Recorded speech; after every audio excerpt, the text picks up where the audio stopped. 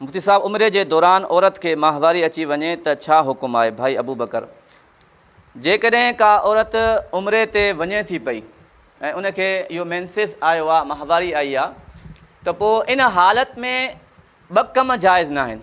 हिकु त नमाज़ पढ़णु जाइज़ न आहे ऐं ॿिए नंबर ते तवाफ़ करणु जाइज़ न आहे। उमिरि में नमाज़ बि पढ़णी हूंदी आहे, तवाफ़ बि करिणो हूंदो आहे। इहे ॿ कम औरत नथी करे सघे। बाक़ी या त उते वञी करे इंतज़ारु करे इहे ॾींहं जॾहिं ख़तमु थी वञनि त पोइ उमिरो अदा करे, या वरी अॼुकल्ह टैबलेट बि मिलनि थियूं जंहिंसां इहा रत बंदि थिए थी।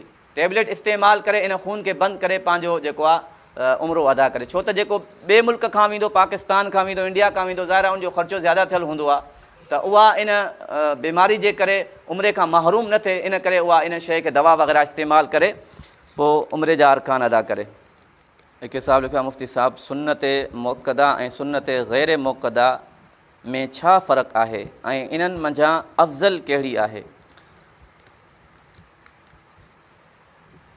सुन्नत उन इबादत खे चइबो आहे जेकी इबादत हुज़ूर अलैहिस्सलातु वस्सलाम कई आहे। जंहिं इबादत खे हुज़ूर अलैहिस्सलातु वस्सलाम पाबंदी सां अदा कयो आहे ऐं बग़ैर कंहिं शरई उज़र जे न छॾियो आहे, त उनखे सुन्नत मुअक्कदा चइबो आहे। ऐं जंहिं इबादत खे हुज़ूर अलैहिस्सलातु वस्सलाम बाज़ दफ़ा कयो आहे, बाज़ दफ़ा छॾियो बि आहे, उनखे ग़ैर मुअक्कदा चइबो आहे। जीअं असर खां पहिरियां 4 रकात सुन्नत आहे, इहा हुज़ूर अलैहिस्सलातु वस्सलाम पढ़ियूं बि आहिनि, बाज़ दफ़ा छॾियूं बि आहिनि। ऐं इन्हनि मंझां अफ़ज़ल जेकी आहे उहा सुन्नत मुअक्कदा आहे, छो त अहादीस में सुन्नत मुअक्कदा जी ज़्यादा ताक़ीद आहे। सुन्नत मुअक्कदा मंझां बि जेकियूं फजर जूं 2 रकात सुन्नत आहिनि, इन जी अञा वधीक ताक़ीद आहे, इन्हनि खे न छॾिजे। मुफ्ती साहब, माण्हू मज़ारनि ते वञी पीरनि खां औलाद घुरनि था, छा इहो जाइज़ आहे? भाई शुएब ख़ान, पीर बि अल्लाह जा वली आहिनि, बाक़ी उन्हनि वटि का अहिड़ी फैक्ट्री या को अहिड़ो जादू मंत्र न आहे जो उहे औलाद ॾियनि। औलाद ॾियण वारी ज़ात अल्लाह जी ज़ात आहे, अल्लाह खां सिवा कंहिंखे बि इहा अथॉरिटी न आहे, ताक़त न आहे जो औलाद। मुफ्ती साहब, मां 2 रकात नफ़िल नमाज़ जी नियत कई पर तशहुद पढ़ी वितर सम्झी करे 3 रकात भी पढ़ी छॾी, हाणे वितर थिया या नफ़िल थी? भाई शहज़ाद साहब, जॾहिं माण्हू का नमाज़ शुरू कंदो आहे त उन में जेकी नियत कंदो आहे त उहा नमाज़ उन नियत जे हिसाब सां थींदी। नफ़िल जी नियत कई अथसि त नफ़िल थींदी, वितर जी नियत कई अथसि त वितर थींदी। नमाज़ शुरू करण खां बाद में जेकॾहिं पंहिंजो ज़हन तब्दील थो करे त इन सां उहो ज़हन तब्दील सां जेको आहे नमाज़ मटिजी न वेंदी। हाणे जेकॾहिं हिन 2 रकात नफ़िल जी नियत कई आहे त इन सां वितर न थींदा, वितर इन खे दुबारा पढ़णा ई पवंदा।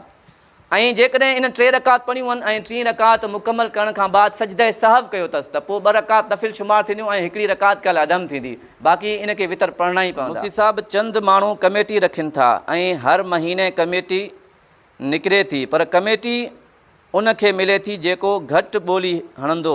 मसलन 30 लख जी कमेटी आहे त हिकिड़ो चवंदो मां 29 लख में खणा थो, ॿियो चवंदो मां 28 लख में खणा थो, पोइ जेको घटि रक़म में ॿोली हणंदो उनखे कमेटी मिलंदी। छा इहो जाइज़ आहे? भाई अब्दुल क़ादिर डेरकी खां। उर्फ़ में ऐं शरीयत में इन कमेटी जी हैसियत छा आहे? इहा आहे कर्ज़ जी एतबार सां।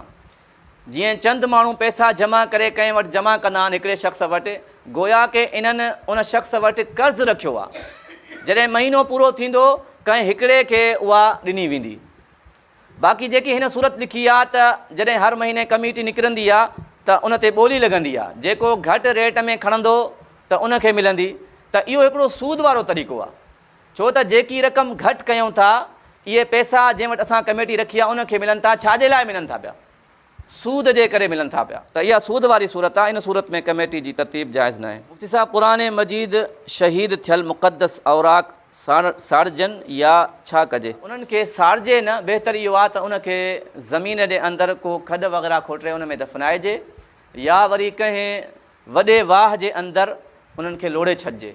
शरीयत में साड़णु जाइज़ आहे, पाकिस्तान में न साड़जे, बाक़ी इहे जेका 2 कम आहिनि, या त दफ़नाए छॾिजे या वरी जेको आहे कंहिं पाणी दरिया वग़ैरह में, गहरे दरिया में लोड़े छॾिजे।